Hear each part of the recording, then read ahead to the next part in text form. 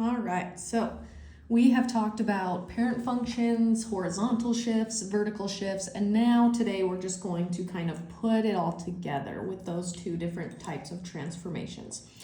Okay, so really we're just transforming functions. Transformations, again, let's go ahead and just define that word. It basically just means moving a function, how it is moved or being affected, okay? So far we've talked about moving it to the left and right and up and down. Okay, so for numbers 1 through 4, it wants us to graph the parent function and then graph the transformation. Okay, so let's go ahead. We've done this a lot of times, it feels like now. So our first one, our parent function is a quadratic. So I'll go ahead and just write that. Okay, because we want to know the names of these functions. Let me just zoom out just a little bit. There we go. Okay, so first thing we always did was use our little t-charts to find the function or the coordinate points of a parent function. Okay, so we have -2, -1, 0, 1, and 2. Okay, we plug these values into our x and our parent function, solve it to get our y. So if I have y equals -2 squared, that's going to give me a +4. Okay, then if I plug in -1 squared is +1.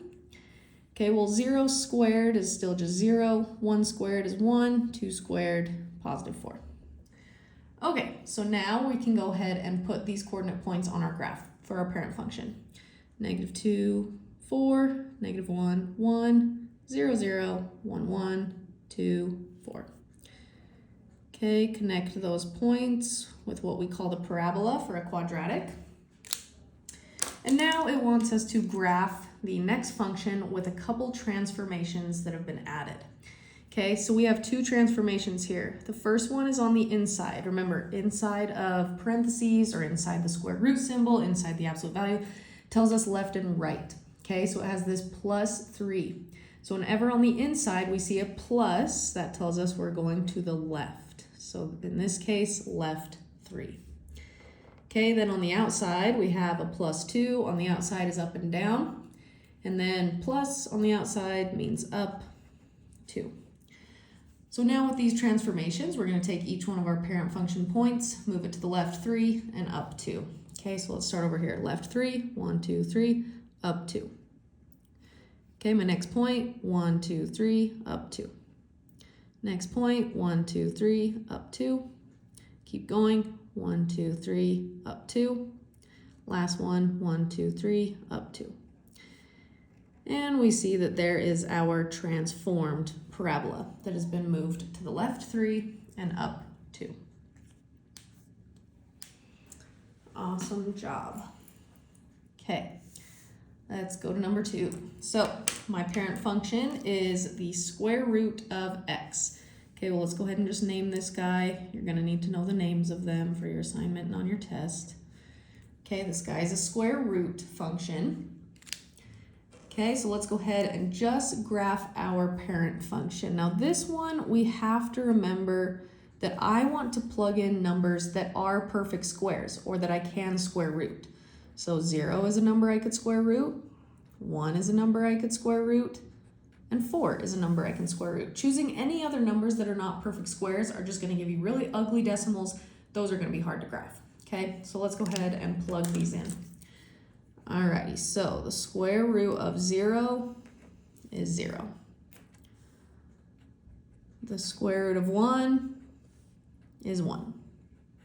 And my last one, the square root of 4 is +2. Okay, so these become my parent function points. Let's go ahead and put them on our graph. So I have 0, 0, 1, 1, and 4, 2. Beautiful. So there's my parent function, all graphed. Okay, now it wants us to graph the transformed function based on what it's giving us with the equation. So on the inside, draw a little arrow here. On the inside, think left and right. So it's on the inside of my square root symbol. Okay, and whenever it's minus on the inside, you're going to the right. So this one has a transformation of right 1.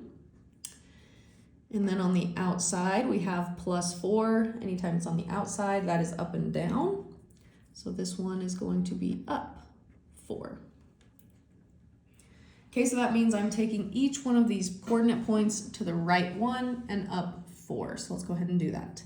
I'll start with this one, 0, 0. Right 1, 1, up 4. 1, 2, 3, 4. Next one, right 1, 1. 1, 2, 3, 4. And last one, 1, 1, 2, 3, 4. And there we go. Remember, because it stops right here, you don't keep going, right? It's going to start right there and keep going. Okay, but there's my function that's been moved to the right 1 and up 4. Awesome job. Let's look at number 3. Okay, so my parent function on this guy, we have the absolute value of x. Okay, well, the name of this is an absolute value function. Okay, so let's go ahead and graph our parent function. Okay, I'm going to choose the same values, -2, -1, 0, 1, 2. Alrighty, okay, so we've talked about it before, but the absolute value means the distance from 0. So if I were to plug in -2, how far is -2 from 0? Well, it's 2 spaces, so we get +2. Okay, how far is -1 from 0, or the absolute value of -1? Well, that's 1 space from 0. How far is 0 from 0? That's 0 spaces. Okay, and then +1, +2, that's just 1 space, that's 2 spaces. Okay, so we always get a positive when we have absolute values because it means how far from 0. Okay, so let's go ahead and put these on our graph. I have -2, +2, -1, +1, 1, 1, or excuse me, 0, 0, now 1, 1, 2, 2. Alrighty, connect those guys. Your absolute value looks like a V kind of. And now let's go ahead and see how it wants us to transform or move this parent function. Okay, so we have a transformation on the inside of my absolute value signs. So that tells me left and right. Okay, we have negative here. So whenever you have a negative, that is going to the right 3 spaces. On the outside is up and down. This one is -5, so down 5 spaces. So I'm going to take each one of these coordinate points, move them to the right 3 and down 5 spaces. Alrighty, I'll start over here. Right 3, 1, 2, 3, down 1, 2, 3, 4, 5. Okay, next one, down. Right 3, 1, 2, 3, 1, 2, 3, 4, 5. Next one, 1, 2, 3, down 1, 2, 3, 4, 5. Next one, 1, 2, 3, 1, 2, 3, 4, 5. And my last one, 1, 2, 3, 1, 2, 3, 4, 5. Beautiful. Connect those guys. It still makes the same shape, you'll notice. Okay, but it's just been moved to the right 3 and down 5. Awesome job. Okay, let's look at number 4. So my parent function that's being given here is x cubed. Okay, so whenever we see that cubed, that tells us this is a cubic function. Okay, let's go ahead and graph our parent function here. Okay, so I'm going to choose same points, -2, -1, 0, 1, and 2. Alrighty, let's plug those guys in for x, see what we get for y, just for our parent function again. So if I plug in -2 cubed. Okay, remember, this is not saying -2 times 3. This is saying -2 times -2 times -2. In fact, I'm going to write that out. -2 times -2 times another -2. Well, that's going to give me -8. Okay, the same thing when I plug in -1 cubed. Okay, this is saying -1 times -1 times -1, which we know a negative times a negative will give me a positive, but multiply it by a third negative, well, that gives me -1. Okay, 0 times itself 3 times is still just 0. 1 times itself 3 times is still just 1. But then I do want to write out, if I were to plug in positive 2 cubed, because again, just want to remind you, this is not 2 times 3, this is 2 times 2 times 2, which will give us positive 8. Okay, now we can go ahead and put these on our graph. So I have negative 2, negative 8, negative 1, negative 1, 0, 0, 1, 1, and 2, 8. Okay, so there is our parent cubic function. Now let's see how it wants us to transform or move it. Okay, so now I have on the inside, think left and right. Okay, well with plus, whenever you see plus on the inside, that tells us we're going to the left. In this case, left 2 units because that plus 2. Okay, on the outside, think up or down. This is minus 1, so we're going to go down 1 unit. Okay, so now all we have to do is take each one of these coordinate points, move it to the left 2, and down 1. Okay, I'll start down here. Left 2, 1, 2. But then if I go down 1, I'm actually going to go off the graph, so you know what? I'm not even going to worry about that point right there. Let's go ahead and just do these guys. Left 2, 1, 2, down 1. Left 2, 1, 2, down 1. 1, 2, down 1. 1, 2, down 1. Okay, so we will see that it'll go off the graph, same shape here. It's just been moved to the left 2 and down 1. Beautiful.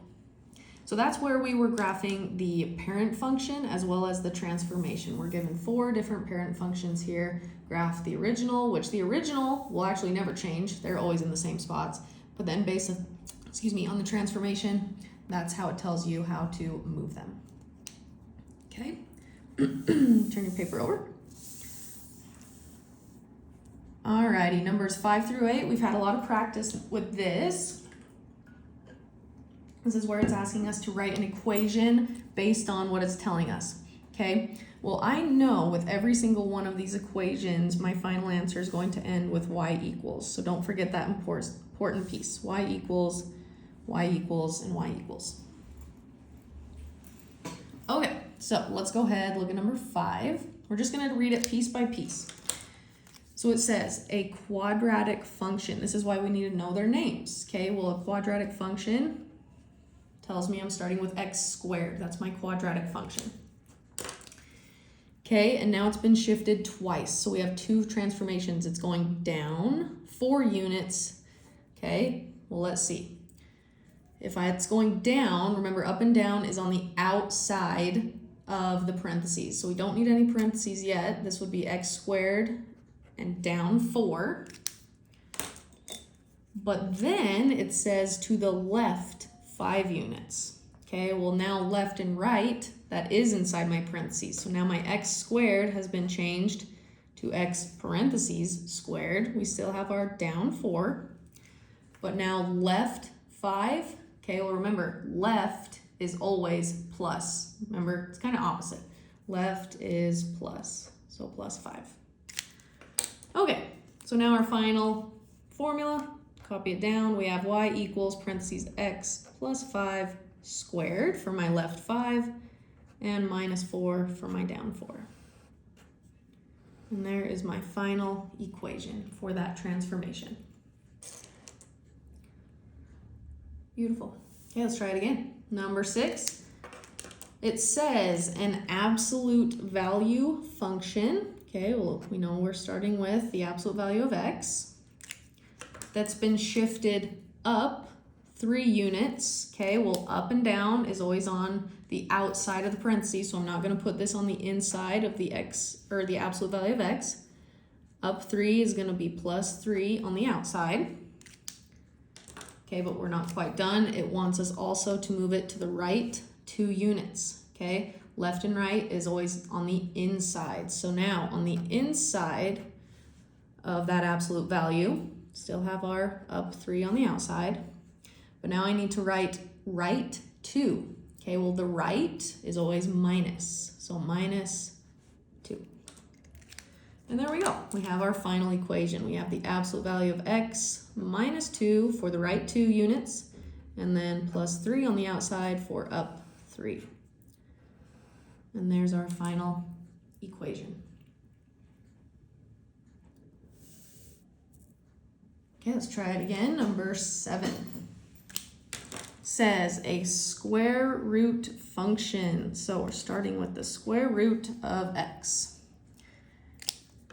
Okay, and this one says to the left 6 units is our first transformation. Okay, so left and right is always on the inside. So now I have on the inside of my square root sign, left is always plus.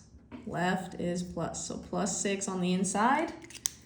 And then it has our second transformation, and up 4 units on the outside. Up is plus 4. And there's my final equation. We have y equals the square root of x plus 6, and then plus 4 on the outside.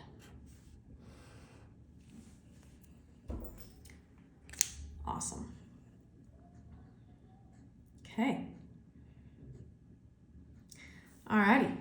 Number 8 says a cubic function. So I have a cubic function, x cubed, that has been shifted to the right 3 units. So let's focus on that first.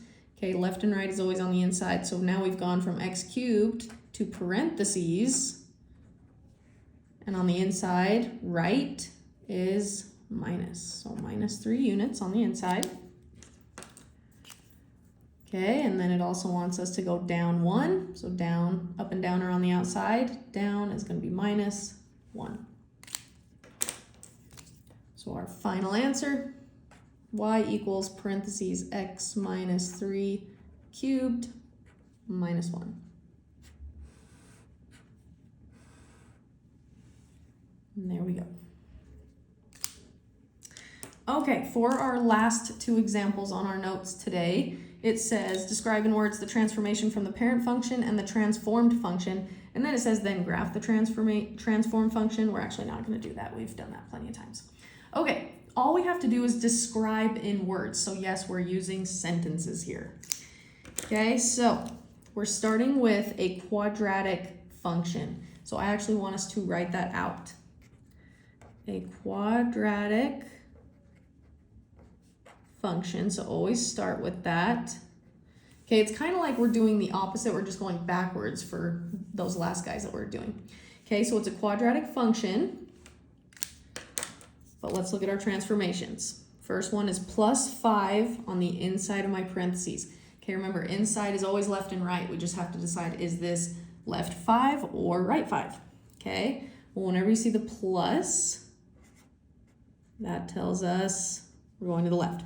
So let's keep writing. A quadratic function that has been transformed. Yes, we're going to use the proper terminology here in vocab. That has been transformed to the left 5 units. And yes, you will have to do this on your assignment. To the left 5 units, comma. I don't know if you need a comma right there. This is math, that's okay. And now we have a plus 2 on the outside in our transform. So on the outside of parentheses is up and down. Well, plus on the outside means up. So it's been transformed to the left 5 units and up 2 units, period. Okay, and that's all it wanted. Okay, so name the type of function it is that has been transformed to the left 5 because we saw that plus 5 on the inside, and up 2 for that 2 on the outside, plus 2 on the outside. Okay, so let's do that again. Number 10. So our parent function is a square root function. It's the square root of x. So start it. A square root function, you can just keep going, that has been transformed, because it has been transformed with our second function. Okay, but let's see how it's been transformed. So first I see this plus 3 on the inside of the square root. Inside is always left and right. Okay, well again, plus means to the left.